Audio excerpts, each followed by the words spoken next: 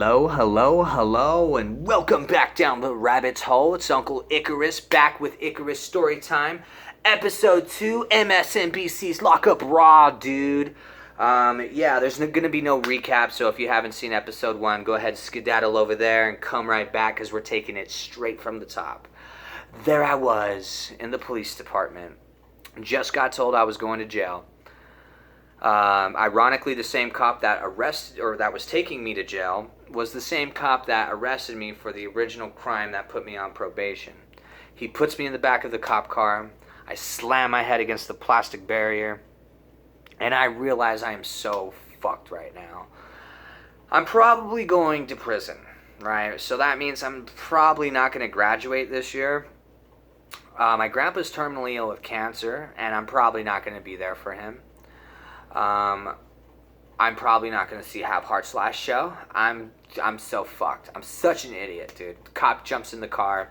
We start driving. I don't know what to expect. Am I supposed to make a shank with a toothbrush? Am I going to get raped? Do I have to join a gang? I don't know what to do, man. So, to ease my tensions, I decide to ask this cop some words of wisdom. So I turn to him and I'm like, "Excuse me, officer, this is my first time going to jail. What's it like?" And this sarcastic asshole says to me, "I don't know, I've never been to prison, kid." Great. Thank you for that, officer. Whatever. I zone out and I just, reminisce on how much of a dumbass I am and how much I hate the situation.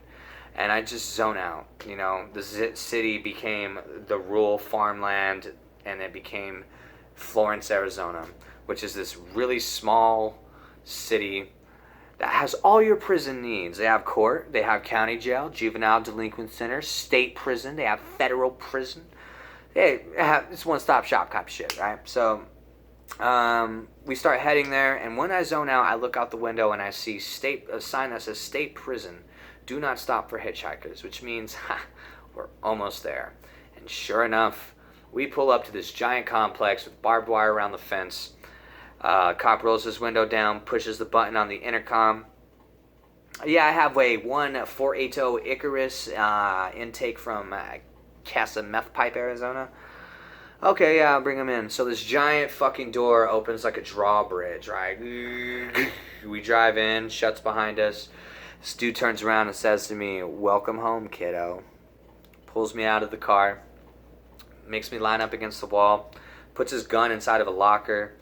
"All right, come this way." Opens the door. It's a giant metal fucking door. Puts me in. He's like, "Stand right there and face that," which is another door. Facing the door, he pulls that door shut and the loudest slam. Now, little did I know I was going to get very used to that sound. Opens up the next door, and I'm now in this circular room type of thing, right? Round room. The walls have cells in them. There's just one lone correction officer behind a computer. It tells me to have a seat in one of the chairs. I sit down. They exchange paperwork, all that good stuff. So now that corrections officer, follow me this way, takes me to a door in the corner of the room, tells me to go in there. He's like, "All right, man, I need you to just get naked." So this is my first strip search. He tells me to take my shirt off. I take my shirt off, take my shoes off, take my socks off, take my pants off, hand him my pants. He's throwing them in a bag, searches them, throws them in a bag. Now I'm in my boxers. "All right, take your boxers off." So I pull my boxers off to expose my very tiny dick and balls. And now I'm there, as naked as the day I was born. This grown 37-year-old guy looking at me. He's "All right, fan out your hair." So I fan out my hair. I didn't have long hair back then, so it was like, whatever. Shake your ears out. Shook my ears out. Open your mouth. He's like, "All right, now lift your nuts." So I grabbed my balls and lifted them. He's like, "All right, now lift your dick." Okay. Turn around, bend over, and spread your cheeks. Come on, man. At least buy me a drink first. First my freedom, now my dignity, dude. Come on. Turn around, spread my ass to expose my little 20 asshole. You know what I'm saying? And then he's like, squat. He said, "Now squat and cough." Now, I didn't hear him right. And I thought he said squawk and cough. Squawk like a bird. I'm like, "Are you serious?" And he says, "Yeah." Okay. What the fuck is the point of that? And dude starts dying laughing, dude. Like, no, squat, man. Squat and cough. I'm like, oh, that makes a lot more fucking sense. So squat down. I guess that's in case you have anything sharp hidden in your rectum. It's supposed to internally injure you or something. I don't know. Okay, so we did that. So he throws me, some slacks, and he's like, "Here you go." I'm like, "What's this?" And he's like, "The last suit you'll ever wear." What? Rip Torn, Men in Black. So I put on my prison slacks. I go back out there, sit down in front of him. He's on the computer. He's like, "All right, so your name's 480, last name 480, first name Icarus. That is right. Okay, cool. Birthday April 19th, 1943. That is correct. All right, your social security number is..." Yes, it is. All right. Let's see here. It says you were born in Pakistan? I'm like, what? What the fuck? No, I wasn't born in Pakistan. Dude starts laughing. I'm just fucking with you, dude. I'm like, all right. Now, I really wasn't in the mood for jokes at that moment, but I was like, that was actually kind of fucking funny. Whatever. So he processes me, gives me a towel with toothbrushes, shampoo, all that good shit. So we start walking down, takes me down this long hallway outside. Now I'm walking down these different, sections of the jail, which say like medical and education / library. And, there's a small soccer field right there, and basketball court and weightless gym sort of thing. Walk in, I start walking by all the pods, different units and shit. All I see is just 2 tiers of cell plus like a day room. We get in there, everyone's asleep, so I don't have to deal with anyone at this point in time, just go to sleep. I was really scared though, because I didn't want to have a cellmate or anyone to deal with. I just want to fucking lay down, I want to go to sleep and fucking forget about everything that's going on. Thank God something was in my favor. I go into my cell and I don't have anyone. Right? Just me. So I lay down and I go to sleep, and I have this dream. In my dream, none of this was real. Everything that I just experienced was, in fact, fake. It was a dream, and now I've woken up in reality. And it was the next day, and I went to school, and I was telling all my friends about how I've had this epiphanous dream where I went to jail, and I'm never going to sneak out again or do works bombs and all this shit. I went through my whole day in this dream, and I woke up to... Ramon, wake up. It's time to eat some breakfast. I'm like, oh, shit. That was a dream? Fuck. Whatever. So I go, sit down, get my first breakfast there, which is basically a boiled egg, a wheat bun, a piece of square cheese and mustard, plus a non-sugar cereal. And maybe like a little tiny orange juice. Like, no joke, dude. The orange juices are like that big in jail. So I sit down with these random inmates, and I was kind of scared, I'm not gonna lie. I don't know who the fuck these people are.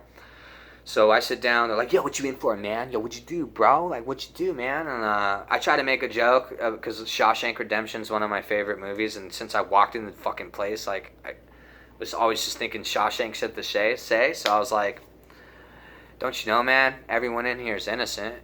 And then, like, they kind of laughed at each other, like, I'm not, dude. I fucking slapped my mama. I'm like, oh, damn, fuck, all right. Like, nah, man, I'm in here for a probation violation. Like, oh, you're going to be out. You're going to be out in an hour, bro. Like, when you go to court, dude, this your first time here? Yeah, you're out, man. You're going to get out of here. They're probably going to place you on an ankle monitor.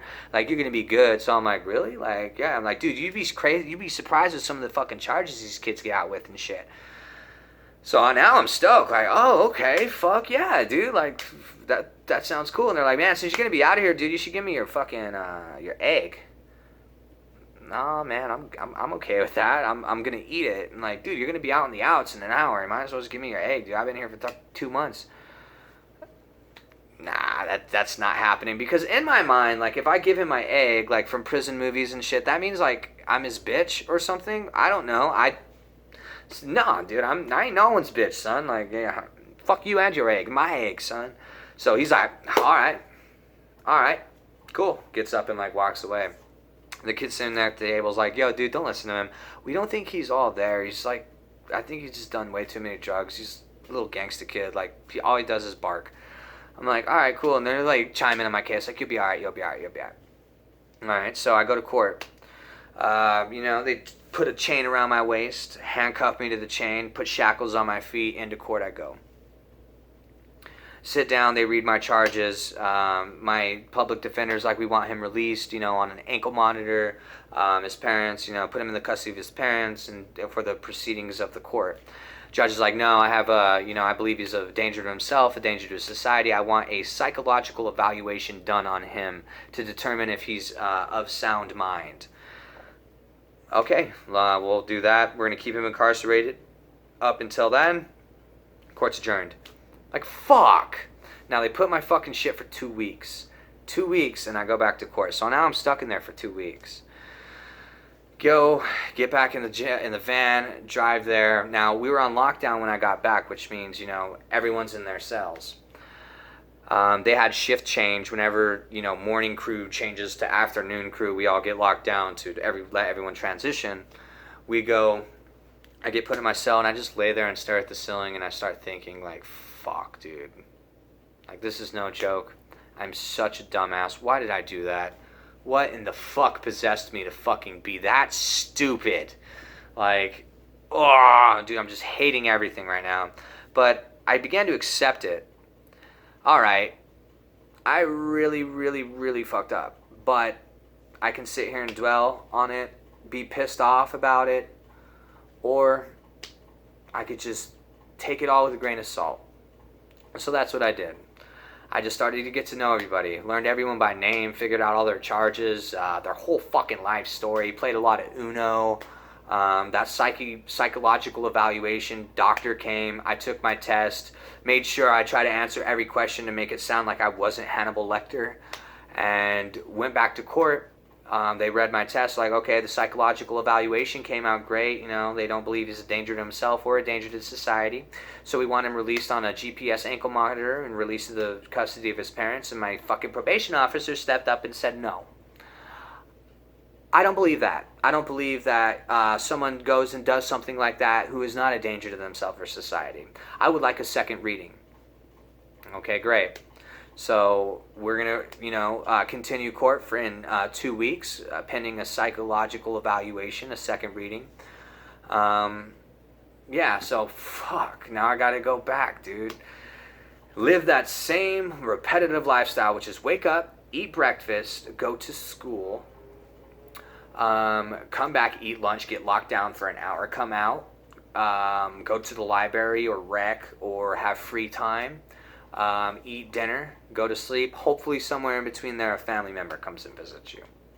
Live in that. Do my second psychological evaluation, and it's good. Oh, sweet. Now I'm probably really going to get out. That's 2 people that said, I am not fucking crazy. Sweet. Go to court. Well, it came back great again, so we want to have him released under an ankle monitor GPS in the custody of his parents. My probation officer once again steps forward and says, no, I want a deeper evaluation done. I want a psychiatric evaluation done. So I asked the court of this and that he not be released and be kept incarcerated until pending results of that. Are you fucking kidding me? Fuck that dude, that buff, eagle-looking motherfucker. Of course they agree. We go back. Now I have to see this doctor in Casa Grande, that fucking shit. So I go and see this doctor. Now this is like a 3-part visit, and it's going to take a while to assess me. So they put me again for 2 weeks. Go to this doctor, talk to him, over the course of 3 days. He really gets in my mind and talks to me and shit like that. So now he's doing his assessment. Now it took longer than normal. It went over the 2-week mark. Now, during this period of time, my family's come and visiting me, and they're telling me about my grandpa, who, again, is dying of cancer. And they're telling me he's getting bad. It's getting really bad. And they're hoping I can get out to be there for him. So, court comes. And we don't have the results of the test yet. It's still being done, processed, whatever. So they're just basically going to put me back in jail until it's done, and then I'm going to be there maybe a week after it's done, and yeah. So my mom, started crying because she really wanted me to be there, and I really wanted. My grandpa's was my everything, dude. I start crying, and I'm like, he's about to, dismiss me from the bench, and I'm like, can I say something? Judge looks at me, and I tell him, please, Your Honor, I know I've really made a huge mistake, and there's nothing I can do to take it back, but I beg you with every ounce of hope and love I have in my heart that you please just let me go to see my grandpa. I'll come back. Just let me leave for a day or something, just to see him one more time. Like, you'll forever be in my debt. I'm sorry. Like, I'm a criminal telling a judge this shit, and absolutely he should have said no. But he did it. He looked at my mom and said, when are you going to see your father? She says, tomorrow. I'm leaving in the morning. She's like, all right, you're allowed to pick him up, take him there. You are to return him the next day. And my mind's blown right now. Like, no fucking way. So he tells me, you're going to come back at 11 the next day. If you have anything to prove to this court, now is your chance. Don't screw it up. I'm ecstatic at this point. I go back. I wake up the next day. I get out. We drive straight to my grandpa's house, which is about 3 hours away. And I saw him, and I laughed with him, and I talked to him. And no matter, he was really, really, really sick, but he kept his hopes really high. Still smiling and laughing. I played guitar for him. He taught me how to play guitar, so I showed him what I knew.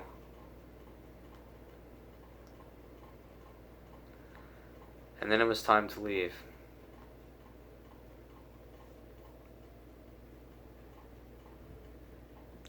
And I fucking knew that was going to be the last time I ever saw him. So I held him. I kissed his forehead. And I couldn't tell him the truth. That I'm probably going to prison. And that I'm not going to be there for him. I told him how much I love him, and I told him goodbye. I went in the car and I cried like a baby, man.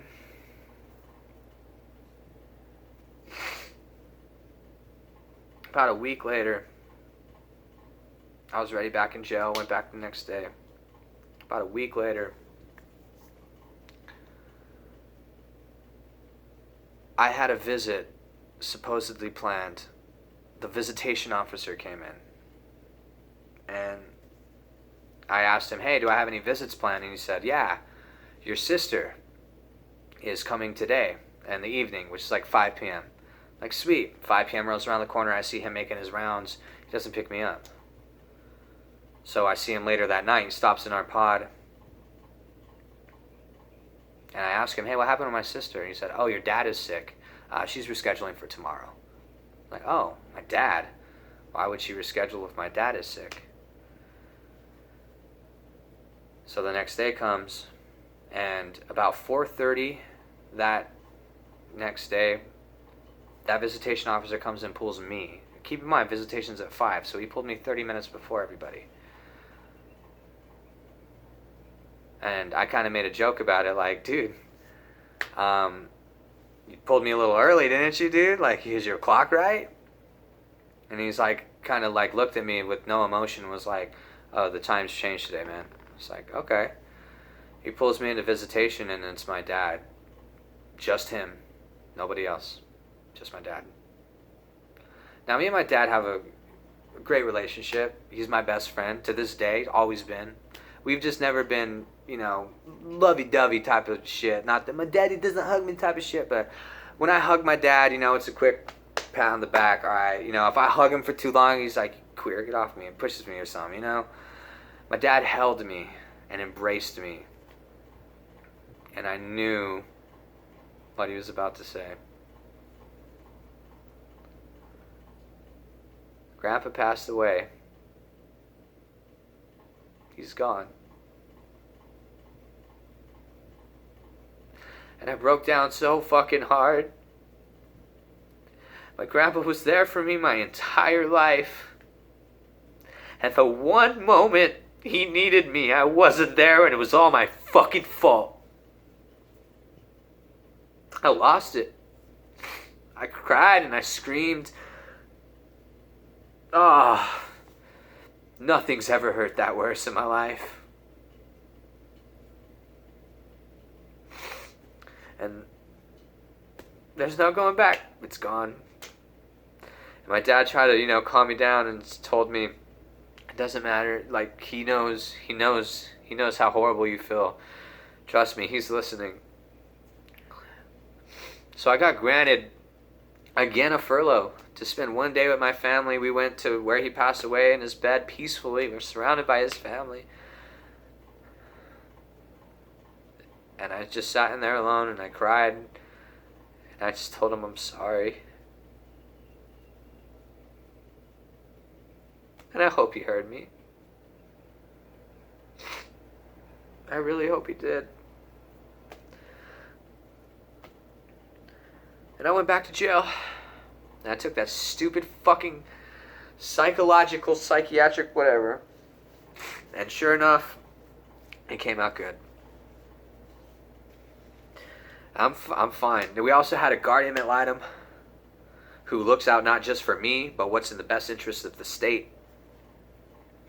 And he didn't want me locked up. The doctor that got me that psychological evaluation, or whatever, the main evaluation, told me he diagnosed me with bisexual polar bear disorder and said that all my outbreaks or whatever, I don't think I'm bipolar, honestly. Am I? He could control my behavior with medicine, which honestly I just think he was trying to test some new fucking medicine and get some pharma money in his pocket, whatever. And I had all these things pointing in my direction. Happiness, right? I pled guilty to the charge because I got visited by my lawyer, and she sat down and basically said, there's nothing you can do. You admitted it to it. Now, for the longest time, I thought my friend snitched on me, the one that I was talking to on the internet. It turns out it was I said this in my last video, it was the person that we did it to I found out the whole details of the case then.